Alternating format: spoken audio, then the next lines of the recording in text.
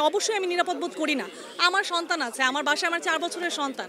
আমি আমার 4 বছরের সন্তানকে নিয়ে বের হতে পারছি না। সে বাসায় আটকে আছে। আমি তাকে বারান্দায় যেতে দিতে ভয় পাই। আমি তাকে নিয়ে ছাদে যেতে পারছি না। এটা কোন ধরনের রাষ্ট্র? এটা কেমন ধরনের পরিবেশ যেখানে আমি আমার সন্তানকে নিয়ে বের হতে পারছি না? যেখানে আমাকে রাস্তায় বের হবার আগে আমার প্রত্যেকবার আমার সন্তানকে জড়িয়ে ধরে বিদায় বলে আসতে হচ্ছে, কারণ আমি জানি না যে নেক্সট টাইম আমি তাকে দেখবো কিনা।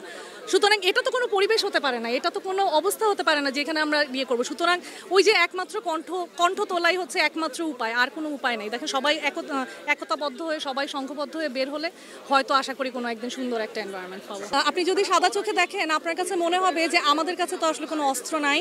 আমাদের ওপর যদি গুলি বর্ষণ করা হয় তাহলে সাধারণ মানুষ টিকবে কিভাবে? একটা আন্দোলন টিকবে কিভাবে? এভাবেই টিকবে।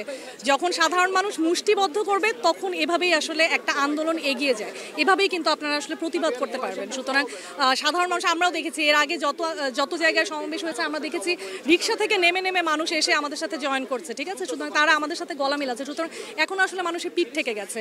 এখন আর ভুগিচুগি দিয়ে আসলে আমাদেরকে বসিয়ে রাখার উপায় নাই। এখন সবাইকেই বুঝতে হবে কি অবস্থা, এবং আসলে একটা সুশাসন আমরা চাই এখানে। আমরা আসলে চাই না যে এইসব মিথ্যাচার, এসব অন্যায় অবিচার যেটা হচ্ছে, আমাদের লাইফের কোনো নিরাপত্তা নাই, জীবনের নিরাপত্তা নাই। সুতরাং এই জন্য নিজেদের জন্যই নিজেদেরকে পথে নামতে হবে। এটা কিন্তু এখন আর কোটার মধ্যে আবদ্ধ না, এটা কিন্তু কোটা আন্দোলন এখন আর না।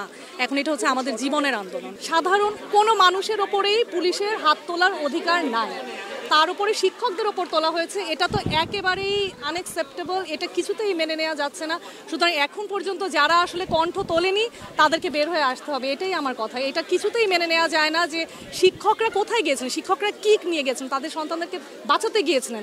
পুলিশের হাত থেকে পুলিশ যেভাবে গ্রেফতার করছে, সেখান থেকে বাচ্চাদেরকে বের করে নিয়ে আসতে গেছেন, সেখানে স্টুডেন্টদের ওপরে শিক্ষকের ওপরে হাত তোলা হয়েছে। এটা কিভাবে, কোন সভ্য দেশে এই জিনিসটা হয়? কোথায় হয়? আমরা নিজেদেরকে কত রকমের দাবি করে থাকি, তাই না? আমরা ডেভেলপিং কান্ট্রি, আমাদের অনেক উন্নয়ন হয়ে যাচ্ছে, আমরা ইকোনমিক্যালি খুব স্টেবল হয়ে যাচ্ছি, কত রকমের কথা আমাদেরকে খাওয়ানো হয়, কিন্তু আমাদের চোখের সামনে সব কিছু। সুতরাং যদি আসলে নিজেদের বুদ্ধি থাকে, সেই বুদ্ধি দিয়ে আমাদেরকে বুঝতে হবে আমরা কোথায় দাঁড়িয়ে আছি এবং সেই অনুযায়ী অ্যাক্ট করতে হবে।